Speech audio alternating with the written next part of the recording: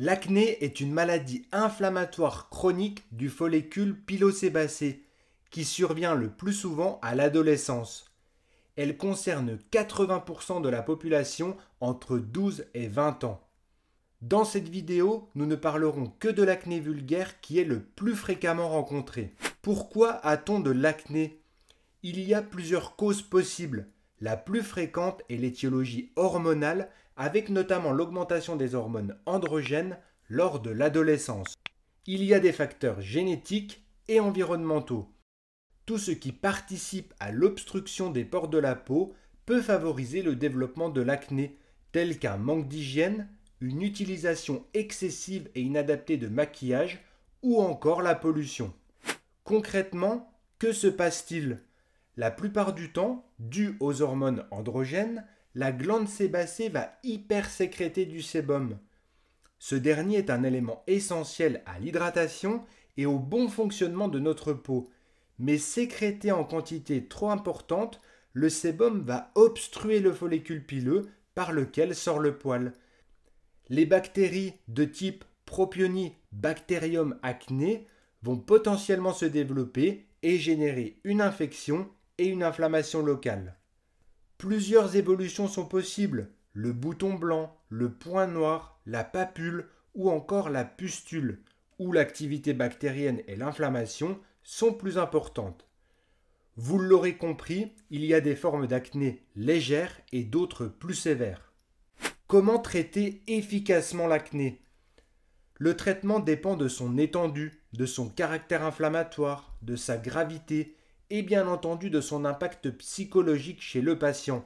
L'acné peut en effet générer une altération de l'estime de soi, voire des dépressions dans certains cas. Généralement, l'acné évolue par crise durant la puberté et guérit spontanément à la fin de l'adolescence. Il existe des conseils pratiques ainsi que des traitements qui peuvent atténuer, voire soigner l'acné. Tout d'abord, il est recommandé d'avoir une hygiène cutanée quotidienne avec l'application de produits de toilette respectant le pH de la peau. Une crème hydratante peut être appliquée pour augmenter la tolérance aux traitements anti-acnéiques. L'objectif étant de nettoyer les pores de la peau, de limiter la prolifération d'éléments pathogènes afin d'optimiser le fonctionnement cutané. On évitera tout cosmétique à base d'alcool et ceux susceptibles de créer des irritations cutanées. En cas d'exposition solaire prolongée, une protection doit être appliquée. Il y a les traitements locaux de type crème ou gel avec notamment les rétinoïdes ou encore le peroxyde de benzol, pris individuellement ou bien combinés.